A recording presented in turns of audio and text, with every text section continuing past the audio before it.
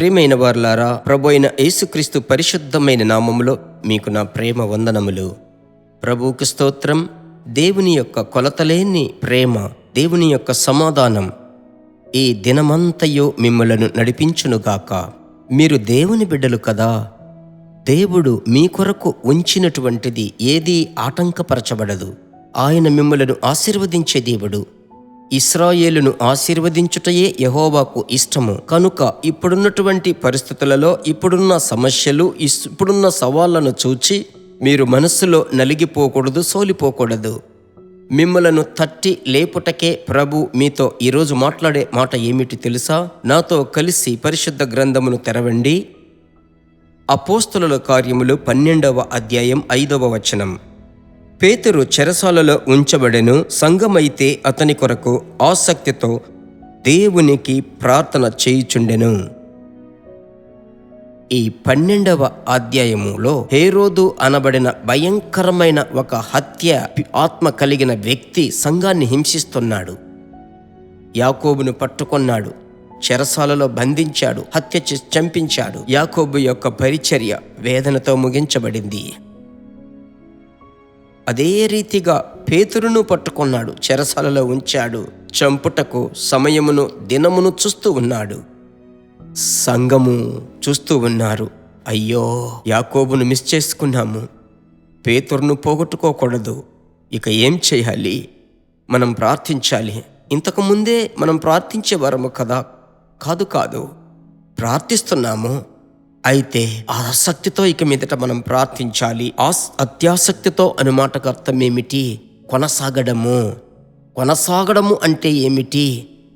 పేతురును ప్రభు విడిపించి మన ఇంటి మధ్యకు తీసుకుని వచ్చి నిలబెట్టేంత వరకు మనం ప్రార్థించాలి. దాని పేరే అత్యాసక్తితో కూడిన ప్రార్థన. మీ జీవితంలో కొన్ని సందర్భాలలో ప్రార్థనను విడిచిపెట్టారా? లేదంటే మీరు ప్రార్థించి అద్భుతము జరిగి ఉండవచ్చు, మరలా అక్కడ ఒక సమస్య తలెత్తుతుంది. ప్రభువా, ఈ సమస్య వచ్చింది, ఏం చేయాలని తడబడుతున్నారా? అత్యాసక్తితో కూడిన ప్రార్థన ఎల్లప్పుడూ బలమైన ఆశీర్వాదమును తెస్తుంది. అత్యాసక్తితో కూడిన ప్రార్థన అంటే ఏమిటి? నేను మీకు నేర్పిస్తున్నాను. చివరి వరకు, ఆఖరి వరకు యజమానుని యొక్క దాసుని కన్నులు యజమానుని వైపు చూచున్నట్లుగా, దాసురాలు కన్నులు యజమానుని వైపు చూచున్నట్లుగా మా దేవుడైన యెహోవా మా యందు కనికరపడు వరకు మా కన్నులు ఆయన వైపే చూచును. అందువలన ప్రార్థనలో మాత్రం వెనుకంజ వేయవద్దు. ప్రార్థనలో మాత్రం ఏంది ప్రభువా అని అడగొద్దు. కొన్ని సందర్భాలలో ఆయన మౌనముగా ఉన్నట్లు అనిపిస్తుంది. అప్పుడు మీరు అనుకోవద్దు, నా ప్రార్థనలో శక్తి లేదని. ఆయన మౌనముగా ఉంటున్నాడంటే ఆశ్చర్యమైన కార్యములు మీకు చేయుటకు ఆయన వాటిని రూపించుతున్నాడని అర్థం. విశ్వసిస్తున్నారా?